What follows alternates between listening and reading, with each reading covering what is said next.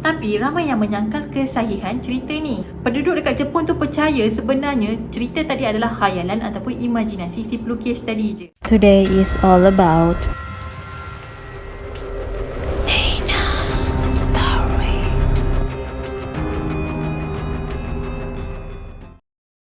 Hey guys, it's me Nina and welcome back to Nina Story. So, baru-baru ni aku dah pernah ceritakan tentang Hello Kitty. Kali ni aku nak cerita pula tentang SpongeBob dan juga Shin-chan. Siapa je dekat sini yang tak suka dua kartun ni kan? Kartun yang sangat-sangat best, kelakar dan boleh repair mood kita kalau mood kita hari tu moody je. Tapi ramai yang aku rasa yang tak tahu kisah sebenar di sebalik kedua-dua kartun ni. Di sebalik sebuah cerita kartun yang sangat-sangat best yang disukai orang ramai ni, sebenarnya ada misteri dan juga rahsia dia. Even korang fikir, takkanlah span kuning tu pun ada rahsia? Yes, bukan pasal span tu je yang ada rahsia, tapi keseluruhan cerita SpongeBob tu merupakan satu simbolik. Manakala kartun Shin-chan pula, yang digambarkan Shin-chan ni seorang kanak-kanak yang sangat-sangat nakal pun ada kisah sedih dia. Korang mesti dah tertanya kan? So without wasting any time, let's get started.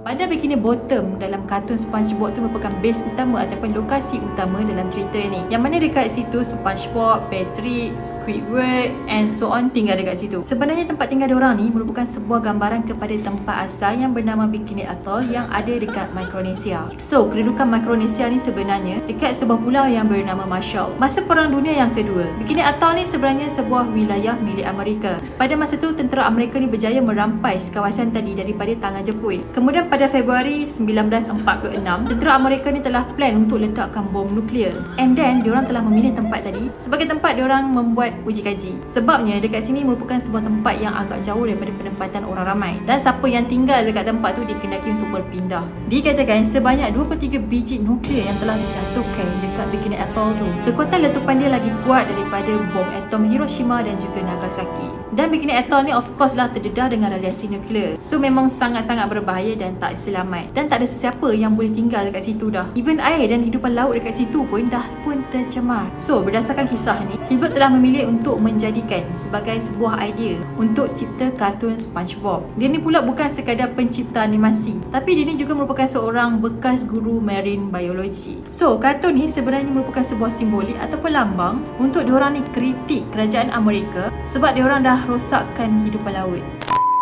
Kalau korang perasan bunga-bunga yang ada dekat dalam kartun tu, sebenarnya sebuah simbolik kepada pencemaran minyak yang betul-betul terjadi. Rumah-rumah dekat Bikini Bottom pula, kalau korang perasan, semuanya daripada besi kan. So, bangunan ni pun sebenarnya menggambarkan besi buruk. Patutnya hidupan laut mestilah dikelilingi batu karang kan, macam biasa yang kita tengok. Tapi pelik, kenapa rumah diorang ni dibuat daripada besi? So, itulah maksudnya rumah diorang tu merupakan besi buruk yang telah dibuang ke dalam laut. Dan suasana tempat tinggal Bikini Bottom tu pula merupakan sebuah lombokan sampah. Manakala anak Mr. Crab iaitu Pearl yang anak ikan paus tu kan, bila fikir logik macam mana ketam yang kecil tu boleh ada anak ikan paus yang sebesar-besar alam tu. Tapi sebenarnya dikatakan Mr. Crab ni telah menjumpai Pearl dekat sebelah mayat mak dia yang dah mati disebabkan diburu oleh orang. Dan Pearl tu sebenarnya adalah anak angkat kepada Mr. Crab je. So, message di sebalik dua beranak ni ialah sindiran kepada pemburuan haram terhadap ikan paus, sehingga menyebabkan ikan paus tu mati terbunuh dan kemungkinan besar juga boleh menyebabkan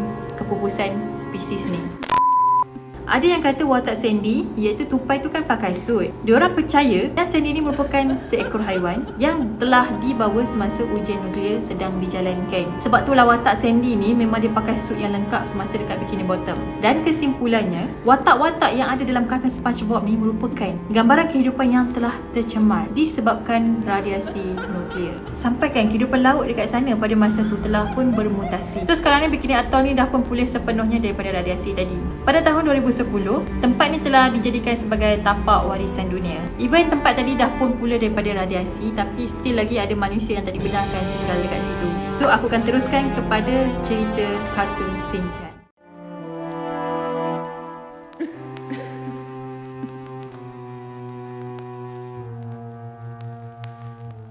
Seperti yang kita tahu kartun Shinchan ni memang berasal daripada negara Jepun. Boleh dikatakan semua orang memang sangat-sangat suka dengan kartun ni. Tak kisahlah daripada kanak-kanak sampailah orang dewasa, termasuklah husband aku yang memang sangat-sangat fanatik dengan Shinchan.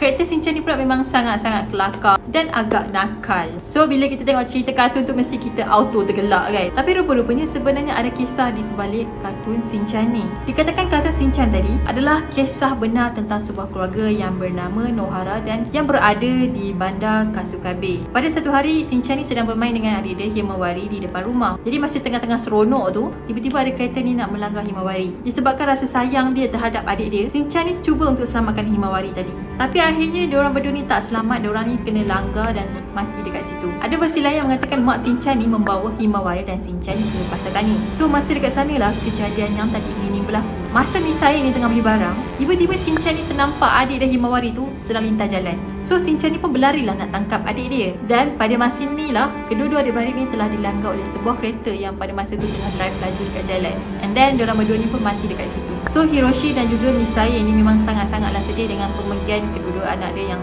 secara serentak. Dan lepas daripada kejadian tu, diorang berdua ni memang sangat-sangat depressed dan murung. So diorang ni nak lepaskan rasa rindu terhadap kedua-dua anak diorang. Diorang ni telah melukis kenangan indah diorang dengan anak diorang dengan menggunakan krayon kesukaan Shinchan dan juga Himawari. Tak lama lepas tu anjing diorang yang bernama Shiro tu pun mati juga. So start daripada kejadian sedih ni lah munculnya kartun animasi krayon Shinchan. So pelukis asal kartun ni merupakan Yoshito Usui. Tapi ramai yang menyangkal kesahihan cerita ni. Penduduk dekat Jepun tu percaya sebenarnya cerita tadi adalah khayalan ataupun imajinasi si pelukis tadi je. Pada 11 September pada tahun 2009, pelukis kartun ni telah mati terjatuh daripada bukit masa tengah hiking. Tapi ada percaya kemungkinan besar juga si pelukis tadi tu mati sebab bunuh diri. So sampai sekarang masih ada yang tak pasti sama ada cerita tadi tu betul ataupun tak. Yang tahu betul ke tak just Yoshito tu sendiri. Tapi ramai yang petikan kalau betul-betul keluarga Shinchan ni wujud, kat mana rumah dorang?